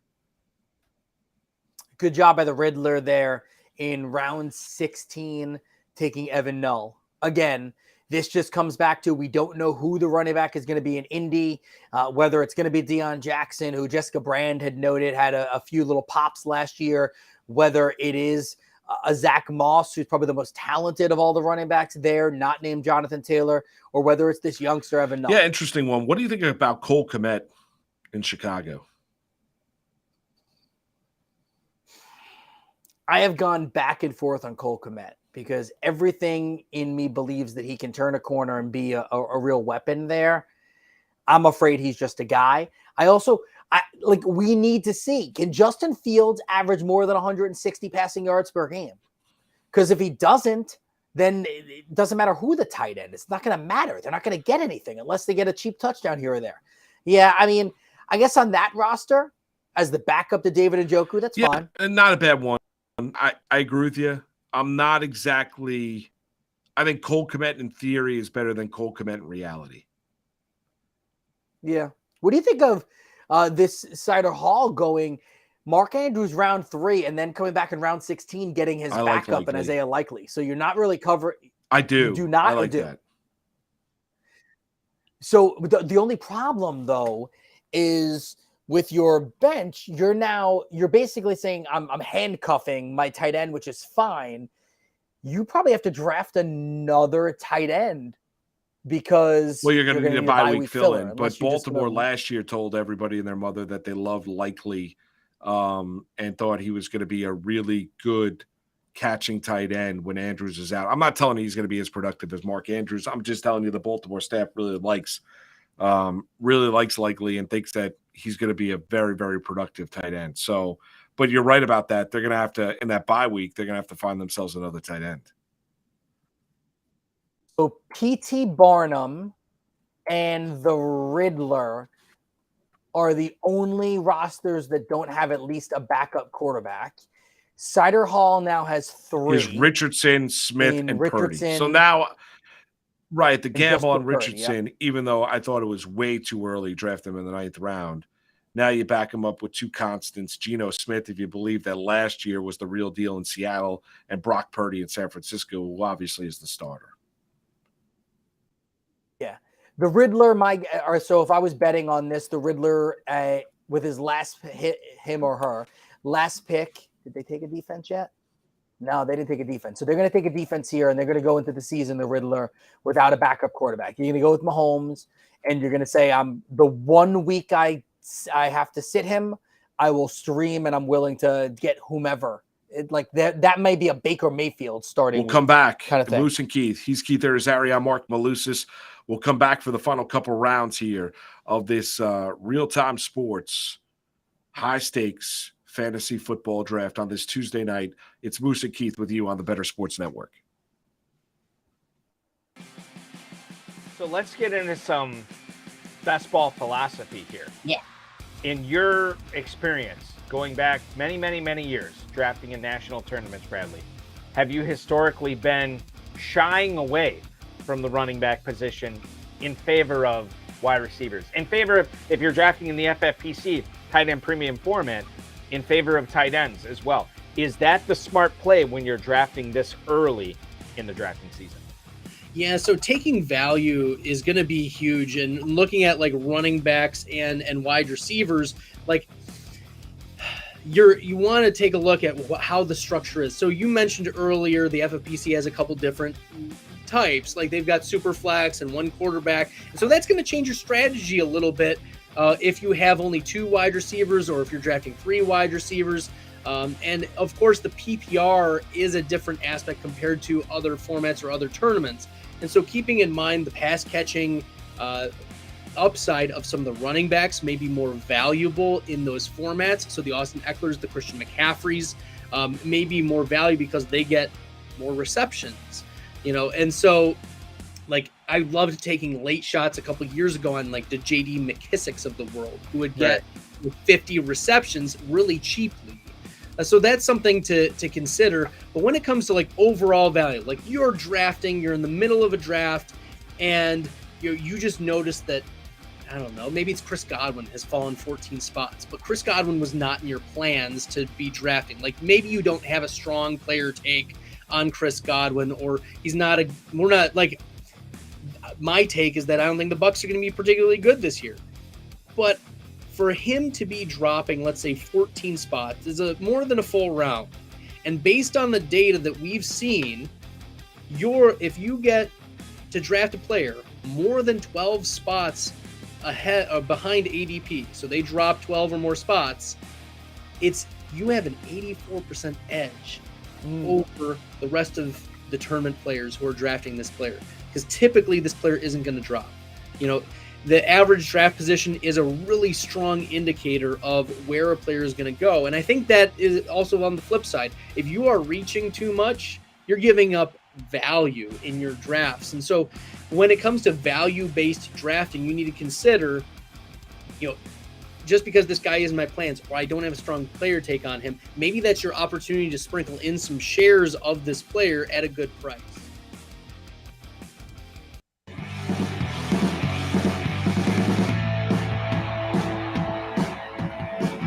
It's Moose and Keith with Marc Malusis and Keith Irizarry. Want to remind everybody, play fantasy football on RealTime Sports this season. Run your league with your rules, choose from hundreds of features, or join the RealTime Fantasy Sports League for cash prizes. Formats include traditional season-long best ball, super flex, dynasty, and more. Compete in the fantasy championship for a chance to win the $500,000 grand prize. Go to rtsports.com/alarm. I'll say sneaky. We didn't talk about this as much, and maybe I threw some shade to the Joe Mixon pick for Powder Keg out of the 12 spot. Kind of like what Powder Keg has ended up putting together. So Chubb, Mixon, and Gibson as your main 3 running backs. I'm sorry, Chubb, Mixon, Cook, and Gibson, James Cook, that is, as your main 3 running backs. You have Joe Burrow. Then your backup is Derek Carr. Don't mind that at all. I'm higher on Drake London than a lot of people. We like Stephon Diggs. I don't love Diggs and Gabe Davis in the same lineup. Thought you could have fixed that a little bit. Elijah Moore could be sneaky. Higbee. Alan Lazard could be sneaky. Higbee, not bad. And I actually think that drafting Chigakongu, again, I like him in Tennessee. He's super uber athletic, and I think they're going to use him correctly. That's not bad out of the 12 spot. Might have saved their draft a little bit. I don't know if we talked about them enough. How do you draft Diggs and Gabe Davis? Don't like that. Like that to me is I've got to find somebody else. After drafting Stephon Diggs, I got to find somebody else other than Gabe Davis, right? Well, let's see. Who could you have gotten after Gabe Davis? Cortland Sutton? Would you have rather had Probably, Sutton in your yes. lineup? I don't think I'd want Sky Moore over him. Would you rather Smith and Jigba? Would you rather Juju? You know what? I might have rather Brandon Cooks. I might have rather drafted there another running back, get the value in a Dalvin Cook or an AJ Dillon maybe, and take one of those guys, or even a Samaje Perine if you want to take a stab at the fact that you don't believe Javonte Williams is going to last the whole season or might struggle early. Yeah, that might All have right, been the got a option couple for you. questions We're in our almost done, by chat the way. Look session. at this. Number one from Rolling Loud Highlights: Zach Moss or Deion Jackson? I'm gonna lean Zach Moss. I think he's gonna get the first stab at being the guy there. We saw him show a few signs his rookie year, then struggled his second year. I think this is going to be his last chance. He's going to go all out. I lean Zach Yeah, I would Moss agree with very you. I'd lean slightly. Zach Moss. How about from Anthony Very Coyle? Why slightly, doesn't though. anyone like Purdy? 20 points a game last year. I think everyone's just afraid that we've seen this story before. Like, we've seen quarterbacks be good for 6 or 7 games, and then if they weren't, highly touted, a lot of times it doesn't work. I mean, how many Tom Brady's have there been? Right? Right. There I hasn't would been. say I would trust Shanahan. Like, it took a lot for them to basically dump Trey Lance. And they did. On the Dallas Cowboys took him and gave up a 4th-round draft choice. I think they really believe that Brock Purdy works in that offense. I'll go back to something that Robert Saleh, when he got hired by the Jets, and they were going to run that 49er offense. And obviously it's different now. They've got Nathaniel Hackett and Aaron Rodgers. But he said the offense they have is very simple. A lot of quarterbacks can run it. And I think the playmakers, when you're looking at Deebo Samuel, Ayuk, Christian McCaffrey, can make it very, very easy for Brock Purdy to be successful. Yeah. I also think that, and to answer this question further about Purdy, we tend to throw, whether right or wrong, more value on QBs that can run. And the most yards he had in a singular game was 16 against the Seahawks in the divisional playoffs, 4 carries for 16 yards, and really was just one 13-yard run. Otherwise, I mean, he's really a 6 to 7 yard guy per game. So that's where you're not going to get anything from him in the run game. And that's where Brock I think Purdy's good for George Kittle. He loves throwing to the tight end. Yeah, George Kittle was hanging out in my town. Was he really? A couple weeks ago? He was, yeah. Kyle Juszczyk and him are buddies, and Kyle Juszczyk is married to a woman from I don't know if she actually grew up in my town, but she lives in my town now. Mm-hmm. So they're married, and they have a summer home in our town. And Kyle Juszczyk will practice at the local field near us. And if the kids get lucky enough that they happen to know when he's there, he always plays. He'll throw the football with them. He'll run with them. And Kittle was there. And Austin and Alex, my 2 sons, happened to not be there that day, but Kittle was there. And Kittle played with all the kids. That's great. Looks like a good guy. I love hearing stories about the perception of people that you see from the outside that ends up being real and genuine. Draft is over. Really good dudes. I'm going with my guy Ezzo. All right. Look at that. Let me take a quick glance again. All right. So you're going Ezzo again. Okay. Oh, I love Sam Howell. Commanders defense late. Ingram. I'm going to go Ezzo. Tyler Bass. I'm going to go with Brian Q. I like Eckler, Waddle, Smith, Allen, Lamar in the 5th round, Kittle, Pacheco value in 7, Sutton value in 8, Warren, a safety valve in case Najee Harris is bad. Quentin Johnston is almost a handcuff to Keenan Allen. All right, who gets the dunce cap? Hall. I mean... Well, let me ask Jessica. Jessica, in our chat session, I'll throw it to you. You can hand out the dunce cap for this draft. High stakes fantasy draft, real-time fantasy sports, 2K buy-in, 24K pot, 12K to the winner. Jessica Brand, if she's still with us, who gets the dunce cap? I'm looking. My least It's team favorite two. teams, team 2 and team 1, 2, 3, 4, 5, 6, 7, and team 8. I don't really She love gave you Dustin's Dustin. team either. I think it still has to be Dustin. Another bites the indeed.